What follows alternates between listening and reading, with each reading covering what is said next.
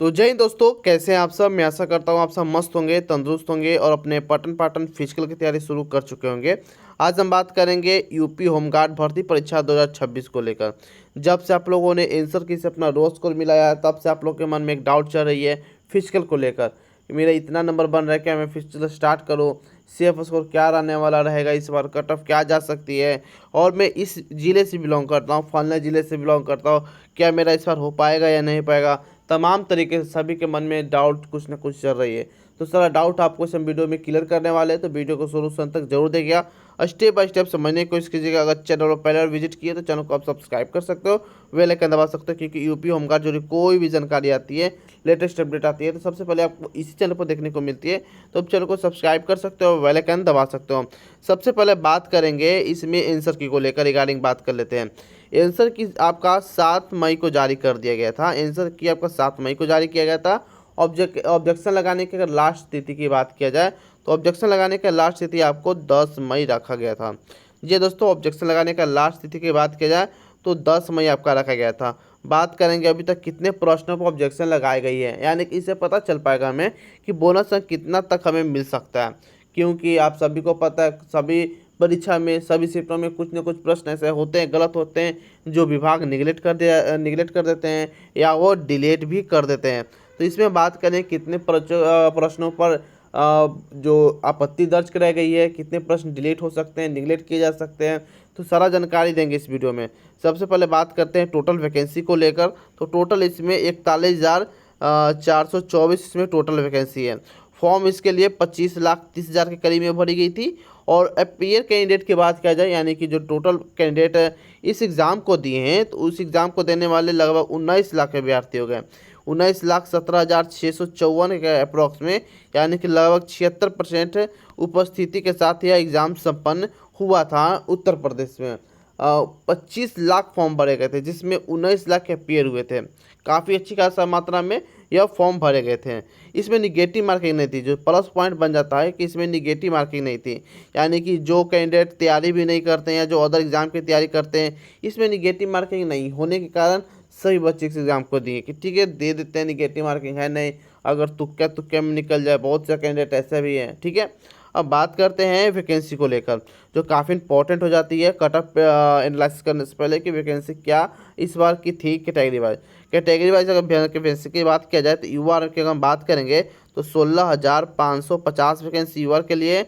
SC की बात किया जाए तो 8,645 वैकेंसी है। ST के लिए 808 वैकेंसी है, ठीक है। अगर वहीं बात किया जाए OBC के लिए तो OBC के लिए 11,090 वैकेंसी है। EWS के लिए 4331 वैकेंसी है। टोटल की बात करेंगे तो 41,424 टोटल वैकेंसी निकाली गई थी यूपी होमगार्ड में। आई होप यहाँ तक आपका सारा डाउट क्लियर हो चुका होगा वैकेंसी को लेकर। अब नेक्स्ट बात कर लेते हैं जो काफ़ी इंपॉर्टेंट हो जाती है आपको शिफ्ट एनालिसिस को लेकर के। शिफ्ट एनालिसिस आपको क्या देखने को मिला है, जो काफ़ी इंपॉर्टेंट है। इससे हमें बोनस अंक भी पता चलेगा, कितने बच्चों का कितने एवरेज स्कोर बन रहा है, इसके बारे में इसी से पता चलने वाला है। सबसे पहले बात करेंगे 25 तारीख को, हम एक एक कर सारा जानकारी आपको देंगे। 25 तारीख को सबसे पहले बात करते हैं फर्स्ट शिफ्ट को लेकर। तो 25 तारीख का फर्स्ट शिफ्ट आपका मॉडरेट पूछा गया था। वहीं बात करेंगे सेकंड शिफ्ट को लेकर, तो सेकंड शिफ्ट आपका मॉडरेट टू हार्ड पूछा गया था। मॉडरेट टू हार्ड पूछा गया था, ठीक है। हालांकि सही बच्चों के अपना अपना शिफ्ट हार्ड ही लगता है, आप सभी को पता है।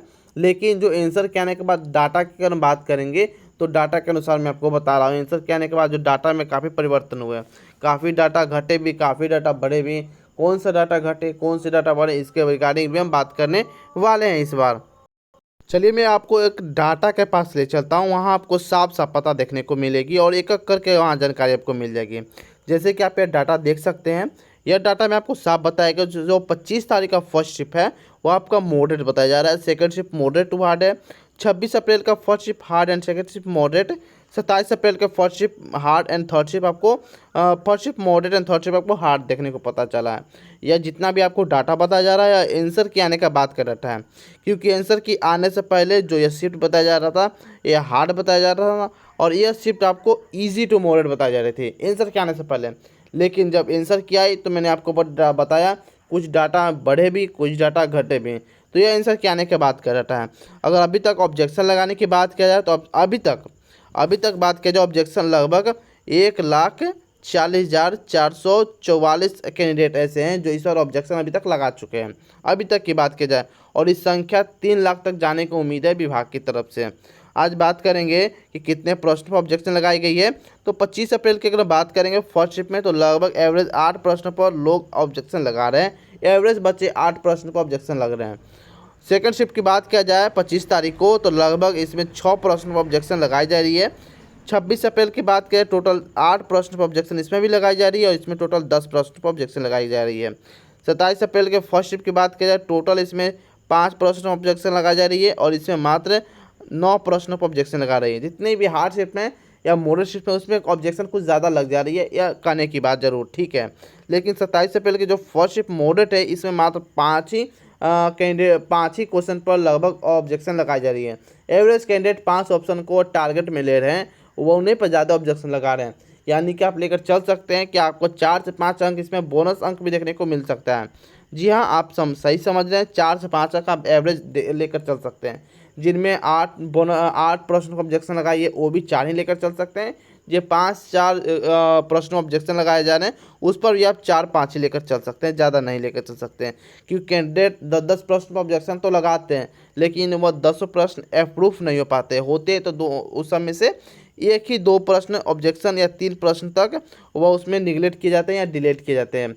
आई होप यहाँ तक आपका सारा डाउट क्लियर हो चुका होगा। नेक्स्ट बात कर लेते हैं नॉर्मलाइजेशन को लेकर कि नॉर्मलाइजेशन आपको क्या देखने को मिलेगा। नॉर्मलाइजेशन की अगर हम बात किया जाए, अगर आपने हार्ड शिफ्ट में एग्जाम दिया है या आपका शिफ्ट हार्ड है, तो अगर बात करें नॉर्मलाइजेशन को लेकर, तो देखिए इसमें रेलवे जैसा नॉर्मलाइजेशन देखने को नहीं मिलती है कि हाँ 12 नंबर 25 नंबर 30 नंबर बढ़ गए, ऐसा नहीं है। हाँ, बढ़ेंगे नंबर जरूर नॉर्मलाइजेशन में, चाहे वो 1 से लेकर 10 तक नंबर कोई भी नंबर बढ़ जाए, यानी कि अप टू 10 नंबर तक बढ़ सकती है हार्ड शिफ्ट में। और अगर मॉडरेट शिफ्ट में अगर आप एग्ज़ाम दिए हो, तो मॉडरेट शिफ्ट में लगभग बात करेंगे तो इसमें मॉडरेट शिफ्ट में आपका लगभग 1 से लेकर 6 नंबर तक बढ़ने के चांस है। बाकी अलग अलग ज़िले की नॉर्मलाइजेशन अलग अलग देखने को आपको मिल सकती है, वहाँ के कैंडिडेट पर निर्भर करती है कितने कैंडिडेट वहाँ फॉर्म भरे थे। प्लस पॉइंट यह हो जाती है कि वह उस ज़िले में फॉर्म कितने गिरे, वैकेंसी उस ज़िले में कितने थी, ये सब देखकर आपका नॉर्मलाइजेशन डिसाइड किया जाता है। बात करते हैं अगर हम सिलेबस वाइज जानकर कि सिलेबस वाइज क्या है, तो सिलेबस वाइज अगर हम बता दें तो आपको सबसे आसान हो जाती है। क्योंकि एक नज़र में आपको सिलेबस पे ले चलता हूँ। इस बार सिलेबस भी आंसर के आने के बाद का पता चल चुका है। इतिहास की अगर बात किया जाए तो मॉडरेट पूछा गया था। भारतीय संविधान अर्थव्यवस्था ईजी था। उत्तर प्रदेश यूपी के ईजी टू मॉडरेट सभी से बन गए थे अच्छे खासे, सभी में 4-5 प्रश्न पूछे गए थे यूपी के से। विज्ञान की बात किया जाए तो 10 जो मॉडरेट पूछा गया था, और अंतर्राष्ट्रीय घटनाएं की अगर बात करेंगे तो हार्ड पूछा गया था। नेबर और भारत के उनके पड़ोसी संबंध की बात किया जाए तो हार्ड पूछा गया था। महत्वपूर्ण पुरस्कार यानी कि राइटर ऑथर से अगर सवाल किया जाए तो आपका मॉडरेट पूछा गया था। ये सारा जानकारी आपको आंसर के आने के बाद का दिया जा रही है। अब नेक्स्ट बात कर लेते हैं फिजिकल के रिगार्डिंग कि फिजिकल आपको कैसा देना होगा, क्योंकि बहुत से कैंडिडेट फिजिकल से डर रहे हैं, उनको पता अभी तक नहीं है फिजिकल इसमें कैसा होता है, रनिंग क्या है, चेस्ट वगैरह कैसे नापा जाता है। तो उसके रिगार्डिंग मैं आपको बताता हूँ ताकि आप अभी से तैयारी कर सकते हो। सबसे पहले बात किया जाए हाइट को लेकर कि हाइट इसमें कितना नेसेसरी है। अगर आप मेल हो तो 168 सेंटीमीटर, अगर आप फीमेल हो तो आपको 152 सेंटीमीटर ठीक है आपको दिए जाएंगे। वहीं अगर आप मेल हो एसटी से हो तो 160 सेंटीमीटर, और एसटी फीमेल के लिए 147 मीटर यानी कि 147 सेंटीमीटर की होनी जरूरी है। अगर बात करेंगे चेस्ट को लेकर कि आपका चेस्ट कितना होना चाहिए, तो चेस्ट में अगर आप सामान्य यानी कि यूआर एससी ओबीसी से हो तो 79 सेंटीमीटर, बिना फुलाए हुए और फुलाकर आपको 84 सेंटीमीटर होना चाहिए। यह सिर्फ आपको बॉयज़ के लिए क्राइटेरिया फुलफिल करनी है। अगर गर्ल्स की बात करेंगे कि गर्ल्स के लिए क्या क्या आपको निर्भर है, तो गर्ल्स के लिए सबसे इंपॉर्टेंट हो जाती है 40 केजी का आपका वज़न होना चाहिए। यानी कि आपकी जो वज़न है 40 किलो कम से कम होना चाहिए। अगर इससे भी कम अगर आप होते हैं तो आप फिजिकल में डिसक्वालीफाई कर जाओगे। तो आपको ध्यान देने वाली बात यहाँ पर इंपॉर्टेंट हो जाती है कि आप फिजिकल की तैयारी करने से पहले अपना वज़न नाप ले, आप 40 केजी के हैं या नहीं है। अगर 40 केजी से नहीं है तो अपना खान पान पर ध्यान दें और उचित मात्रा में अपना खान पान स्टार्ट कर दें। अब बात करते हैं दौड़ को लेकर कि दौड़ आपकी कितना इंपॉर्टेंट होने वाली है और क्या क्या दौड़ में होने वाली है। तो अगर बात करेंगे आप मेल कैंडिडेट हो तो आपको 4.8 किलोमीटर यानी कि आप कह सकते हैं कि लगभग 5 किलोमीटर आपको दौड़ना पड़ेगा 28 मिनट में, यानी कि लगभग आधे घंटे में। अगर आप फीमेल कैंडिडेट हो तो आपको 2.4 किलोमीटर दौड़ना है, कितने में, 16 मिनट में। या इसके लिए आपको 16 मिनट दे जाएंगे और 2.4 यानी कि लगभग 2.5 किलोमीटर के अप्रोक्स आप लेकर चल सकते हैं। आयु सीमा की अगर हम बात करेंगे तो आप सभी के लिए जानवे करते हैं कि अलग अलग रिलैक्सेशन दिया जाता है। नेक्स्ट बात करते हैं वैकेंसी और CF स्कोर के लेकर हम बात करने वाले हैं। इससे पहले मैं आपको एक डाटा दिखा देना चाहता हूं ताकि आपको विश्वास होता चले और एक ट्रस्ट आपको बनता चले। सबसे पहले मैं आपको बता दूं, यह हाई वैकेंसी डिस्ट्रिक्ट का जॉब मैं आपको बता रहा हूं। इसमें कौन कौन सी डिस्ट्रिक्ट आ रही है, तो कानपुर नगर, लखनऊ, आगरा, प्रयागराज, हरदोई, वाराणसी, सीतापुर, जौनपुर, आजमगढ़, अलीगढ़, गोरखपुर, गोंडा, ये सभी जोन। इसमें लगभग 800 से ज़्यादा पद इसमें खाली थे, यानी कि 800 प्लस पदों पर ये सभी में वैकेंसी निकाली गई थी सभी डिस्ट्रिक्ट में। अगर बात करेंगे यहाँ के कट ऑफ को लेकर, तो कट ऑफ जानने से पहले मैं आपको बता दूँ, अगर आप किसी भी गवर्नमेंट जॉब की तैयारी करते हैं, SSC हो, रेलवे हो, या किसी भी गवर्नमेंट जॉब की तैयारी करते हो, तो ये सारा बुक आपके लिए काफ़ी इंपॉर्टेंट हो जाती है। अलग अलग फील्ड के लिए बुक है। जैसे कि अगर आप रेलवे की तैयारी करते हो, NTPC हाल ही में अब एग्ज़ाम चल रही है, ख़त्म भी हो गई, और बात करेंगे नेक्स्ट एग्ज़ाम जून में होने वाली है, तो उनके लिए इंपॉर्टेंट हो जाती है रेलवे का मैथ। इससे प्रैक्टिस करके आप जाइएगा तो काफ़ी अच्छे खासे मात्रा में आपको क्वेश्चन देखने को मिल सकती है। अगर आप SSC की तैयारी करते हैं, हाल ही में SSC का CGL का नोटिफिकेशन निकलने वाला है, वहाँ की बात करते हैं, मैथ का भी आपको देखने को मिल जाएगी। SSC वहाँ की आप तैयारी कर सकते हैं। उनके लिए अगर बात किया, जो इंग्लिश में कमज़ोर है, तो ब्लैक बुक आपके लिए वरदान साबित हो सकती है। संपूर्ण ब्रह्मास्त्र में आपका फॉर्मूला अप्रोच दिया गया है, जो काफ़ी मिनटों में, आपका सेकंडों में काम हो जाएगा।